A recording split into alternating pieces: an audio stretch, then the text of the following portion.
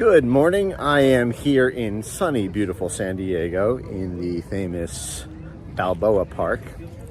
And I wanted to talk today about something called competitive middleware. Now, competitive middleware is a very Orwellian phrase. It doesn't mean whatever you think right now middleware means. You probably think it's like some sort of, computer software, sort of like anti-spyware or like McAfee antivirus or something. Middleware refers to the middle of the road censorship liaisons that are growing right now in size and strength and that are going to be the future of the censorship industry. So let me break down what I mean and just lay out a few things that we're going to cover here in this little walk and talk. So we're going to cover the whole of society and how it's structured, the whole of society censorship industry. We're going to cover NewsGuard. We're going to cover the Missouri v. Biden ruling and its implications. And we're going to cover the plan for how they are going to restructure the censorship industry away from a top-down government-driven model and into a so-called competitive middleware model. And I'll get through all that. So let's start with the whole of society. So as folks who've been following me for a long time know, whole of society means 4 categories of institutions all working together as a seamless web. Government institutions, private sector institutions, civil society institutions, and news media and fact-checking institutions. We'll break down all those really quickly. Government institutions. There are 5 categories of government censorship activities within those government agencies. There's government funding, government pressure, government coordination, government outsourcing, and government laundering. Censorship of all of that. So censorship funding, censorship pressure, censorship coordination, censorship outsourcing, and censorship laundering. Every federal agency does a slightly different combination of all of these things. For example, the National Science Foundation does censorship funding, but it doesn't do censorship pressure. That is, you're never going to find a Twitter files from somebody at the National Science Foundation telling Twitter to take down a post. But you will find the National Science Foundation funding the groups that do that. The FBI, you will see them doing censorship pressure, but you're not going to see them doing censorship funding. They don't. Now, there's a little bit of compensation that they gave to tech companies for complying with the request, but that's not really funding in a classical government sense. So there are a whole coterie of federal departments that are involved in the censorship industry representing the government side. So there's DHS, which does government coordination and government outsourcing. There's DOD, which does funding and laundering. There's state, which also does funding and laundering. There's FBI, which does pressure.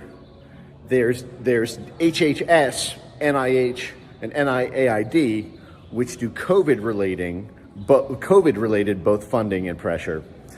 And at this point, basically every government agency that has a role will also have a sort of misinformation unit or a democracy unit that is deployed to help censor opposition to that government agency's policies. So a great example of this is what's happening with the FDA. Even the FDA now has a counter-misinformation unit that does this. Around 2019, they implemented this whole of society model, and that's why every government agency is in on the business. So I'm going to walk through a music zone here. So that's the government side. The private sector side is comprised of 2 parts. It's the tech platforms themselves where the censorship happens, but it's also the CSR wings of the private sector companies, that is corporate social responsibility. So when they say whole of society private sector, they mean Google, YouTube, Instagram, Facebook, Twitter, Reddit, Twitch, but they also mean the corporate social responsibility arms, the funding arms of Microsoft and Apple and Facebook's endowment. So that's the private sector. So again, it's where the censorship happens, but it's also where funding comes from.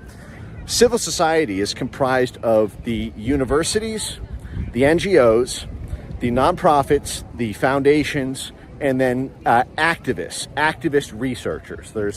They talk about a spectrum between activism and research, but where they say it's basically the same thing, but you can be more of a shill or you can be more of a straight researcher. But of course, in this case, all of the research is basically weapons research for weapons-grade censorship. And then there's the news media and fact-checking arms, which are the priest-class media institutions that are handpicked in order to create a pressure valve to pressure the private sector to censor what the government wants. This has been the model from 2018, essentially, up until late 2022, when a series of changes forced a anticipated restructuring of the censorship industry. Those changes were: the House turned over from Democrat to Republican, and the House controls the purse string and has investigations power, which has created a lot of pressure from 8 different congressional committees all invested in this.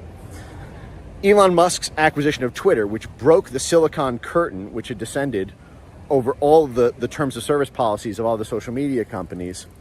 And then also a bunch of legal victories and awareness campaigns around the disinformation governance boards toppling and the Missouri Biden case, among others. So where are we now is the Missouri v. Biden case has this very powerful injunction, which is currently on stay until oral arguments are heard. But it threatens to ban all government coordination of domestic censorship, with a few exceptions that are probably not going to be tried at first, because there's criminal contempt penalties for not going along for violating it. And the Stanford Cyber Working Group anticipated a loss in the Missouri v. Biden case and propped up a new plan called competitive middleware.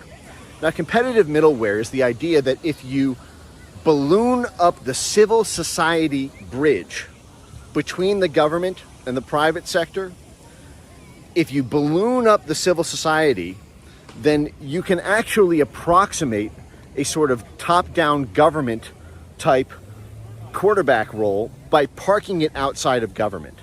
And middleware means these sort of intermediating censorship mercenary firms like NewsGuard. So NewsGuard is said to be a middleware solution to countering misinformation. It's a censorship tool, because what it does is it affixes these news ratings that allow the basically mass banning and throttling and deplatforming and demonetizing of all alternative news that the government doesn't want. So if they staff up these middleware institutions with a kind of shadow government force and they give it government grade funding, then it can effectively circumvent the First Amendment prohibitions on running a comparable thing out of DHS. And NewsGuard is a great example of this, because on their board of advisors, they have a former four-star general, head of the CIA, head of the NSA, head of the Global Engagement Center from the State Department, head of DHS, and head of NATO. So it is an all-star apex predator cast of the national security state, all on the board of a middleware, not technically government. It is the greats of government boot heel in the national security state, but it's all parked outside of government. Their plan right now is to build up middleware. And they have a technique for doing this they call capacity building, which means pumping it up full of money, pumping it up with personnel. And one thing to really be out on the lookout for here is something around disinformation compliance. Now, this is going to be big, because on August 25th, sorry, it's a little hot out here. On August 25th, just weeks away, the EU is going to kick into motion these new rules requiring compliance with EU disinformation rules for Twitter to continue to do business in the EU market. NewsGuard is already billing itself as a disinformation compliance service to comply with these new EU disinformation laws. So you have the situation right now where what they're trying to do is, rather than have DHS force Twitter through coercive pressure and twisting their arm, they're going to have entities like NewsGuard step in, and in order to comply with the EU disinformation regulations, you're going to need to buy NewsGuard's disinformation compliance services. Very similar to how this whole compliance with DEI industry popped up when you needed DEI programs for your ESG scores or to qualify for government contracts. It's very nasty stuff, and it's coming soon.